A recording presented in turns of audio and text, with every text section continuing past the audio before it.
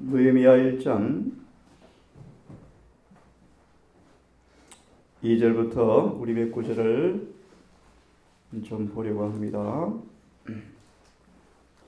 느헤미야 1장 2절의 하반부에 보시면 남아있는 유다 사람과 예루살렘 형편을 물은즉 저희가 내게 이르되 사로잡힘을 면하고 남은 자가 그 도에서 큰 환난을 만나고 능력을 받으며 예루살렘 성은 회파되고 성문들은 소화되었다 하는지라 네가 이 말을 듣고 앉아서 울고 수일 동안 슬퍼하며 하늘의 하나님 앞에 금식하며 기도하여. 11절입니다. 주여 구하오니 주는 귀를 기울이사 종의 기도와 주의 이름을 경외하기를 기뻐하는 종들의 기도를 들으시고 오늘날 종으로 형통하여 이 사람 앞에서 은혜를 입게 하옵소서 하였나니 그때 내가 왕의 술관원이 되었느니라. 참 놀라운 승리의 장면을 우리가 볼 수 있다고 생각이 들어집니다.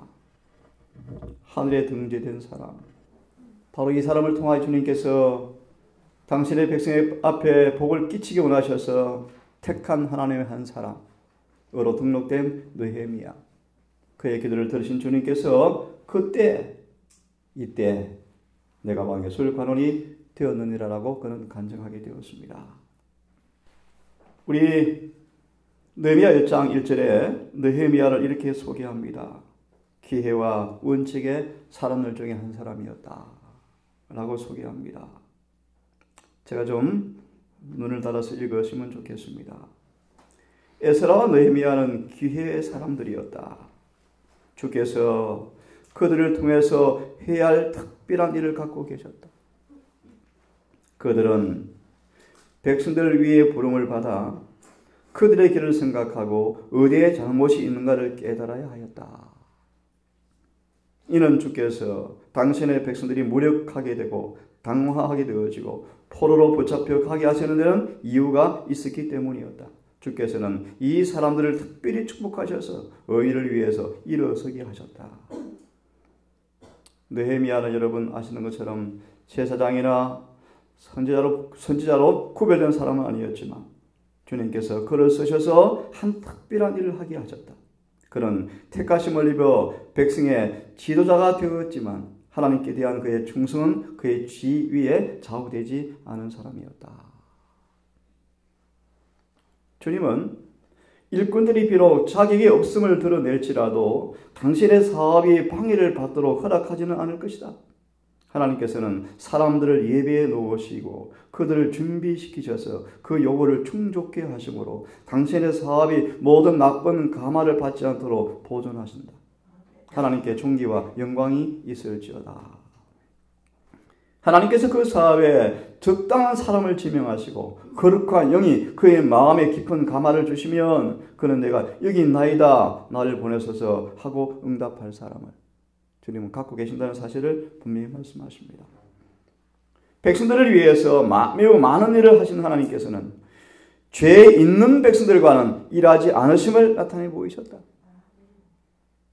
그분은 일편단심으로 그를 섬기려고 하지 않는 사람들이나 하나님 앞에 그들의 행위가 부패한 사람들을 통해서 일하지 아니하시고 느헤미야를 통해서 일하셨다. 이는 그가 하늘의 책들에 한 사람으로 등재되어 있기 때문이었다. 참 아름다운 이름이죠. 이사야 58장에 마지막 재림교의 이름이 등재되어 있죠. 그죠? 무너진 데를 수고할 사람들. 똑같은 사명이 있다고 생각이 들으십니다. 느헤미야를 일컬어서 하나님은 나를 존귀 여기는 그들을 내가 존귀 여기리라고 하신다. 느헤미야는 몸소 하나님이 쓰실 수 있는 사람이라는 사실을 보여주었다.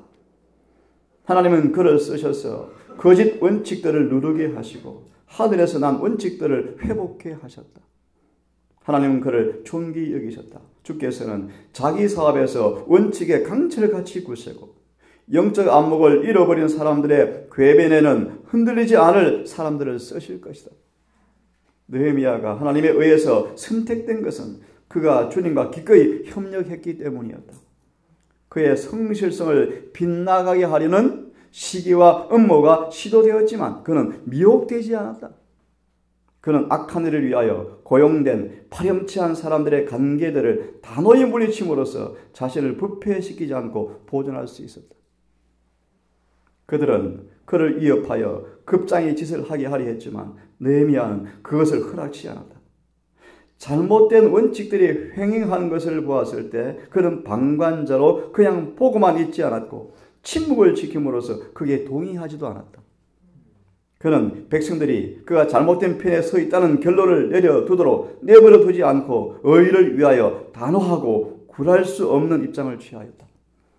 그는 하나님이 세우신 원칙을 굽게 하는데 단 한 점의 감화도 보태리 하지 않았고 다른 사람들이 어떤 길을 추구한다 할지라도 그는 나는 하나님을 경외함으로 이같이 행치 아니하노라 라고 말할 수가 있었다.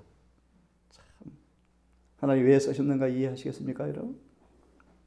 느헤미야는 마지막 우리의 사명을 보여주는 심벌입니다. 심벌. 예표의 사람이에요 여러분.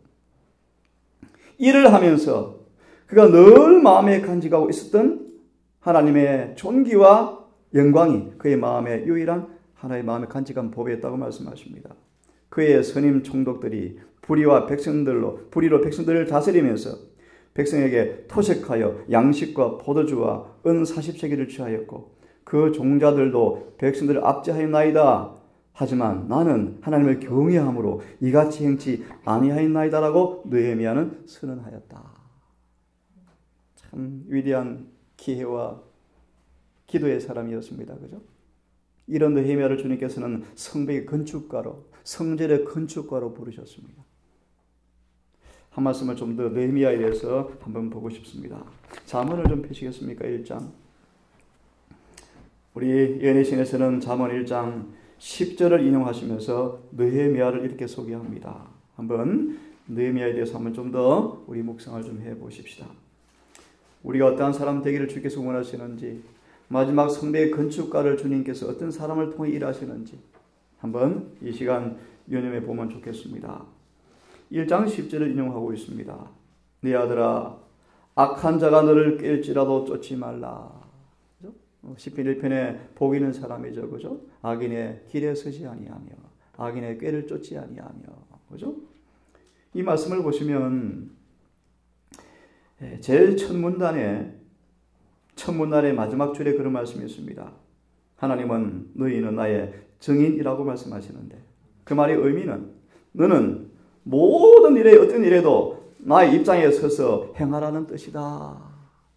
자, 주님의 품성의 대변자. 이게 사도행전 1장 8절의 말씀이요. 내 증인이 되리라.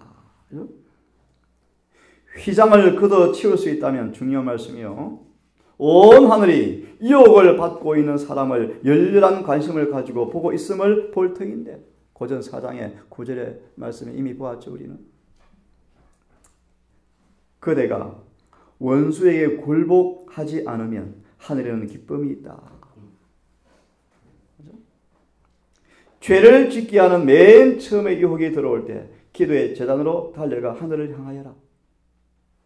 그 다음에 하나님의 말씀이 정죄하신 원칙을 함부로 변경시키고자 하는 유혹을 단호히 거절하라.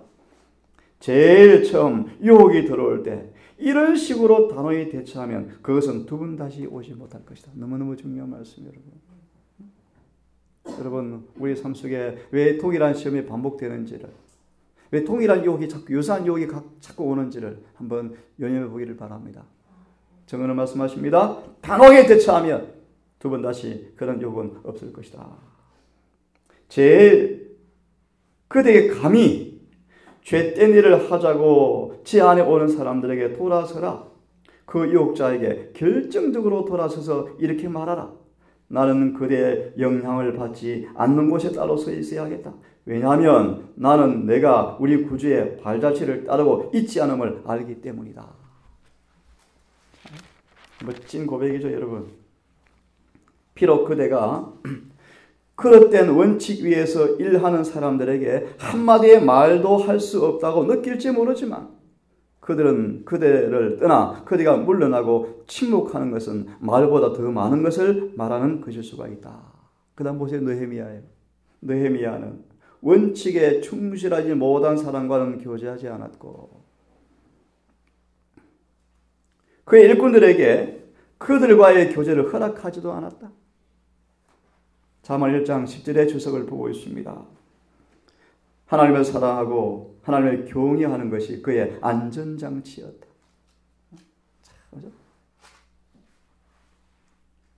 그는 보이지 않는 세계를 보는 것처럼 일하고 살았다. 누가요? 느헤미야요. 느헤미야. 참 멋진 사람이에요, 여러분. 다윗은 내가 여호와를 항상 내 앞에 무엇이며라고 고백하겠다. 이어서 다니엘을 소개합니다. 마음을 굳게 먹고 다니엘 같은 사람이 되라. 담대히 홀로 서라. 그리하면 모세가 보이지 않는 분을 마치 보는 것처럼 바라보면서 견딘 것 같이 그들도 그렇게 견딜 수가 있을 것이다. 천만인이 잡히로 변해서 쓰러져 간다 할지라도 독약 청청하는 상로수가 될 수가 있다는 것입니다, 여러분. 그러나 그대가 악한 동료의 괴락에 귀를 기울이고 있는 동안에 비겁하게 침묵을 지키고 있으면 그대도 그들과 하나가 되고 말 것이다. 그들 강조합니다. 마지막 시대에 어떤 자가 성전을 건축할 사람인지요. 누가 14만 4천 될 것인지요. 확실히 보여주고 있습니까? 옳은 일을 행할 용기를 가지라. 하나님 말씀을 따라 행하는 모든 사람에게 주의 약속은 금, 은보다 더 가치가 있다. 누구나 다 하나님의 자녀들로 하나님이 인정하심을 받는 것을 큰 영광으로 생각하라. 다니엘 세 친구는 왕의 인정을 거절하여 목숨을 내어 놓을지라도 그는 이 땅의 왕 임금의 호의와 인정보다 뭘 원했습니까? 창조주의 인정하심을 세 친구는 원했죠. 그래서 왕이여 우리가 절대로 절하지 아니하겠나이다. 심지어요 하나님께서 우리를 구하지 않을지라도 절하지 않겠습니다. 이런 원칙의 사람, 이런 기도의 사람, 하나님 이런 자들을 통하여 마지막 성전 건축의 건축가로 불렀다고 말씀을 하십니다. 우리는 지금 특별히 마지막 때 우리의 사명을 한번 상고해 보고자 성벽 건축가라는 제목으로 공부하면서 느헤미야를 보고 있습니다. 1장 끝에 아까 보았습니다. 느헤미야의 기도를 따라 주님께서 바로 그때 술 관원장이 되었더라. 요셉도 똑같은 경험이었죠. 이때를 위해서 나를 먼저 애굽에 보냈습니다 라고 고백하잖아요. 본문의 말씀 보니까 이 사람을 통하여 주님께서는 저희 조상의 땅의 백성들 앞에 축복의 통로가 되기를 원하셨다. 그래서 하늘에 등록된 한 사람으로 등록되어 있었다. 계시록 5장 1절에 보면 옛적부터 계신 아버지 오른손에 7인으로 봉한 책이 있습니다. 그 책에 뭐가 기록되었을까요? 이런 말씀이 예레신에 있습니다. 하나님의 섭리의 역사와 나라와 교회의 역사가 그 안에 들어있었다. 또요 뒤에 부분의 말씀 보면요 지구 역사의 시작부터 역사의 마감까지 모든 나라와 백성과 방언이 포함되어 있다. 여러분 우리가 심판의 날에 우리를 직면할 기록이 무엇을 우리가 대면하게 해줄까요? 뭐라고 하늘에 기록되었을까요? 땅을 망하게 하는 자로 기록될까요? 아니면 하나님의 수고하는 백성으로 등록되었을까요? 느헤미야는 하늘에 한 사람으로 등록되어 있습니다. 성경 건축가 중에 한 사람이었다. 느헤미야에 대해서 함께 이어서 조금 더 보겠습니다. 이 느헤미야는 우리 느헤미야서 에스라서를 여러분 한번 기회 되면 읽어보시기로 하시고요. 수많은 패상 같은 위험들이 하나님의 성벽 건축을 방해하는 일들이 끊임없이 그를 에워싸왔지만 오늘 우리로 말하면 우리 영혼의 성전 건축에 사단이 끊임없이 우리를 유혹하고 시험하고 공격을 감행합니다. 그죠? 하지만 느헤미야는요 결코 정의에 감퇴되지 않았고 피곤하고 지칠 줄 모르는 경계로 항상 끼어서 있으면서 건축을 감행한 사실을 우리에게 보여주고 있습니다. 특별히 느헤미야는 중요한 말씀이요. 갈라디아 3장의 교훈과 연결되어지는데 이 모든 활동 가운데서라도 그는 그의 힘의 근원을 잊어버리지 않았다. 그렇죠? 힘으로 능으로 될 일이 아니죠. 절대로 불가능하죠. 그의 마음은 끊임없이 만민의 감독자이신 하나님께로 끊임없이 향해 있었다. 느헤미야는 기도의 사람이었습니다. 그는 고백합니다. 하나님께서 우리를 형통케 하셨다. 학계, 스가랴, 느헤미야, 에스라 보시면요, 얼마나 성전 건축을 방해하는지 몰라요. 끊임없이 내부의 적과 외부의 적이 끊임없이 방해합니다. 네, 느헤미야는 고백합니다. 여호와께서 뭐했다? 형통케 하셨다. 느헤미야는 기도의 사람이었습니다. 하늘의 하나님께서 우리를 형통케 하셨습니다. 그 말이요, 온 지친 이 성벽 건축가들 앞에 반영되어서요, 마음을 감동시켜서 다시 일하게 했습니다.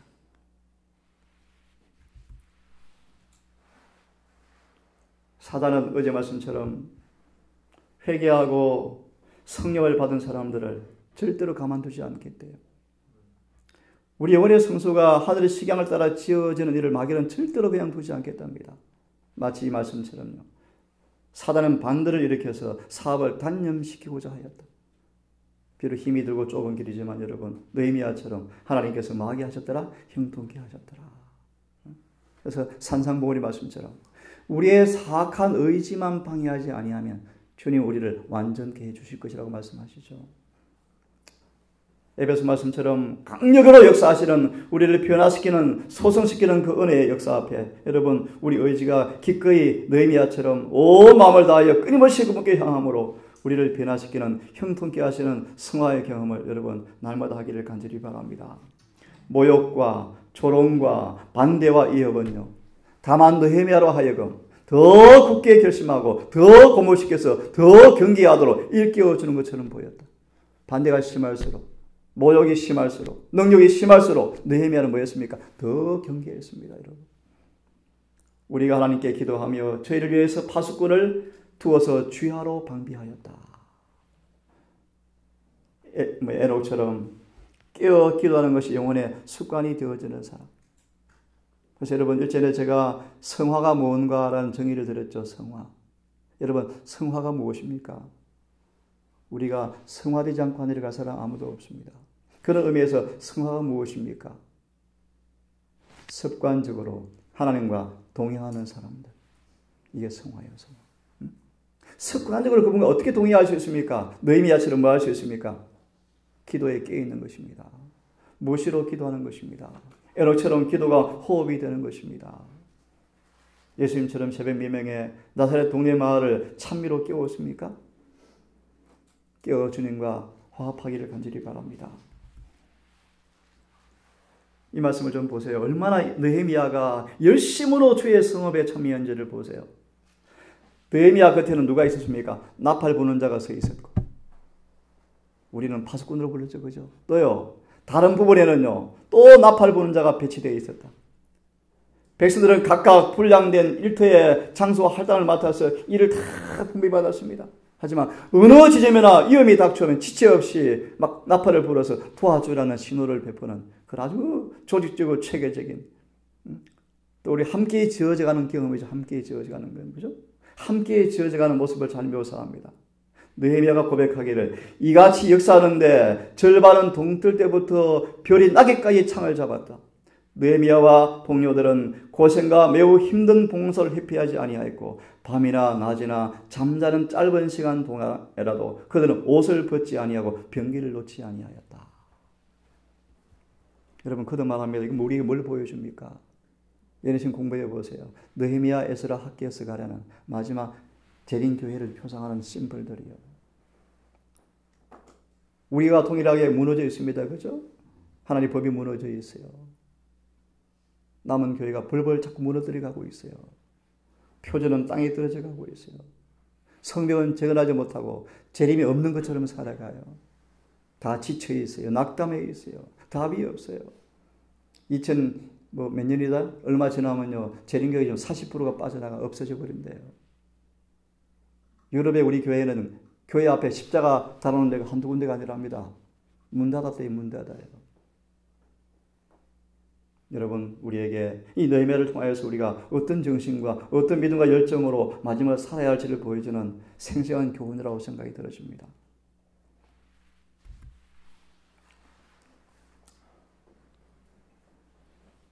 사단은 잠을 안 자죠. 여러분 잠을 안 자죠. 그죠?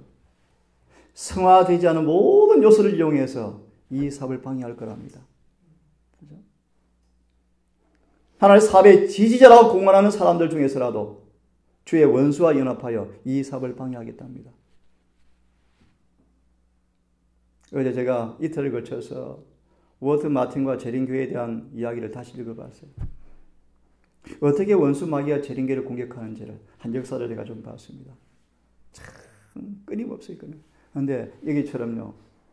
사업의 지지자라고 공언하는 사람들이 주의 원수와 연합해서 교리를 공격해요. 똑같이 역사가 반복되어져요. 여러분. 보실래요? 하나님의 사업의 번영을 바라는 사람까지라도 당신의 적들의 비방과 자랑과 위협을 듣고 소문내고 반신함으로 당신의 종들을 손을 역시 약하게 할 것이다. 요셉처럼 이사야 42장 19절처럼 속임과 기먹을 하게 되십시오. 이런 말씀 여러분 용기 나는 말씀 아닙니까? 우리 하나님이 우리를 위해서 싸우시리라.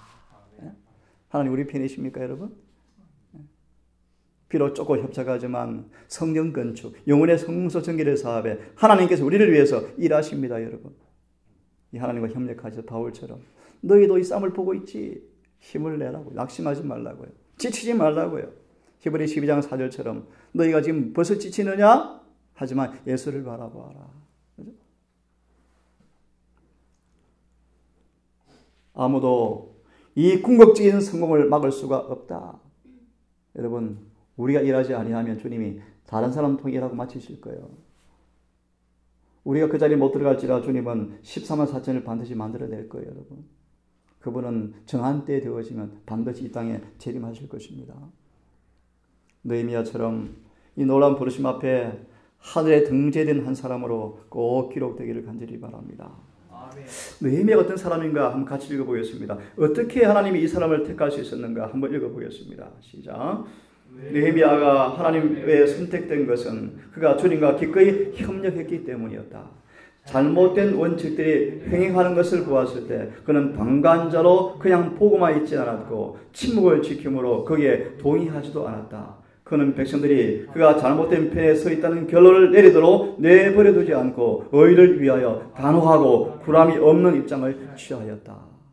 원칙의 사람이었습니다. 원칙의 사람이었습니다.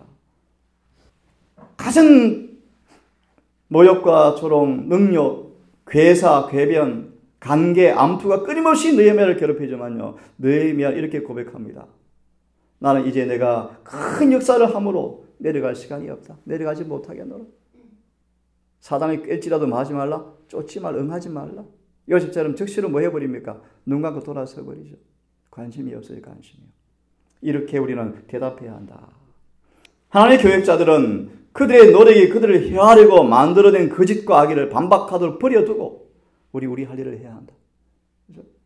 예루살렘 성벽의 건축자들처럼 위협이나 조롱이나 거짓 때문에 그 사업에서 돌아서기를 거절해야 한다. 여러분 이 말씀은 같이 읽고 오늘 마무리해 봅시다. 자, 같이 읽어보겠습니다. 시작. 마지막 때가 가까울수록 시험은 더 큰 능력으로 하나님의 일꾼들에게 닥쳐오지만 그들이 견딜 만할 것이다. 사단은 인간 대리자를 고용하여 성벽을 건축하는 사람들을 조소하고 조롱할 것이다. 완전한 자 나와봐라. 누가 완전해? 누가 저를 이길 수 있다고? 그죠? 수많은 일들이 많죠. 하지만 여러분 우리 완전해야 돼요. 완전할 수 있어요. 모든 죄를 승리하셔야 돼요. 그죠? 그러나 건축자들이 저희 원수들의 공격을 대항하려고 내려온다면 사업을 지연시키는데 지나지 않을 것이다. 그들은 저들의 목적을 좌절시키기 위하여 노력해야 할 것이지만 어떠한 일이라도 그들을 사업에서 불러내게 하는 허점을 허락하지 말 것이다. 진리는 오류보다 강하고 의인은 악을 이길 것이다. 아멘. 느헤미야의 원수들이 그를 그들의 권세하에 끌어넣지 못한 이유는 하나님의 사업에 대한 느헤미야의 굳센 헌신과 하나님께 대한 똑같은 굳은 신뢰심 때문이었다. 게으른 영혼은 유혹에 쉽게 굴복하지만 고상한 목표와 목적에 열중하는 사람의 생애에는 악이 발붙일 곳을 거의 찾지 못한다. 아멘. 여기까지 하겠습니다. 여러분 느헤미야를 통하여서 우리의 사명과 역할과 그 사명 임할 자세와 신앙의 면모를 잘 보여주고 있죠. 이것이 바로 마지막 재림교회를 통해 주시고자 하시고자 하는 주의 사업의 모습을 보여주는 실물 교훈으로 확신합니다. 다니엘이 9장에서 기도 딱 하니까 하나님 기가 막혀요. 딱 기도하자 하나님이 에스라, 느헤미야, 학개서가를 딱 이렇게 세우셔서 기도 응답을 해주시는 거예요. 오늘날 우리에게 느헤미야가 필요합니다. 에스라가 필요해요. 학개가 필요하고 스가랴가 필요합니다. 반드시 주님은 성전을 완성시키시고 재림하실 거예요. 오늘도 여러분 느헤미야처럼 깨어 기도하시면서 하나님과 협력하기를 바라면서 말씀을 마치겠습니다.